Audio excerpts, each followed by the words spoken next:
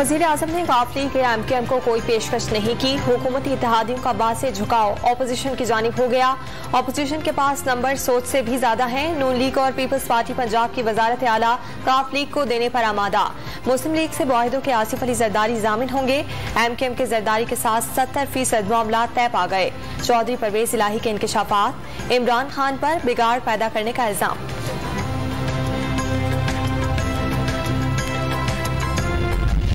Long मार्च का schedule तब्दील। काफिले 23 के बजाय 25 मार्च को शाम इस्लामाबाद आए और OIC वज़ीर खारजा का एहतराम सब पर लाजिम और मेहमानों को इज्जत देना फर्ज करार।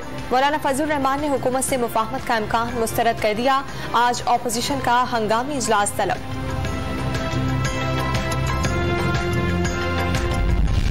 MKM और अपोजिशन के दरमियान बातचीत का आज दूसरा दौर होगा। इस्लामाबाद में शहबाज शरीफ और मौलाना फजलुर रहमान से मुलाकात में तहरीक अदम एतमाद और सियासी सूरत हाल पर गुफ्तगू होगी। मुत्तहदा से मामलात में पेशरफ्त हुई, मुर्तजा वहाब का दावा।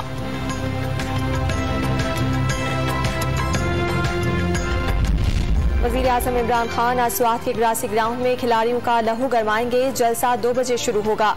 वज़ीर आला KPK और विफाकी वज़ीर मुराद सईद भी खिताब करेंगे। कराची टेस्ट दिलचस्प मरहले में दाखिल। आखिरी रोज तीनों नताइज मुमकिन। पाकिस्तान को कामयाबी के लिए 314 रन दरकार। ऑस्ट्रेलिया को फतह के लिए 8 विकेटें हासिल करना होंगी।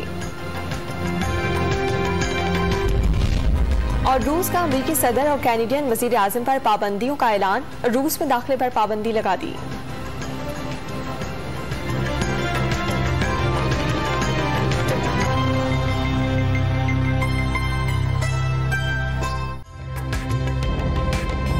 ताज़ा तरीन वीडियोस के लिए हमारा YouTube चैनल सब्सक्राइब करके बेल आइकन प्रेस करिए ताकि आपको मिले हर अपडेट सबसे पहले।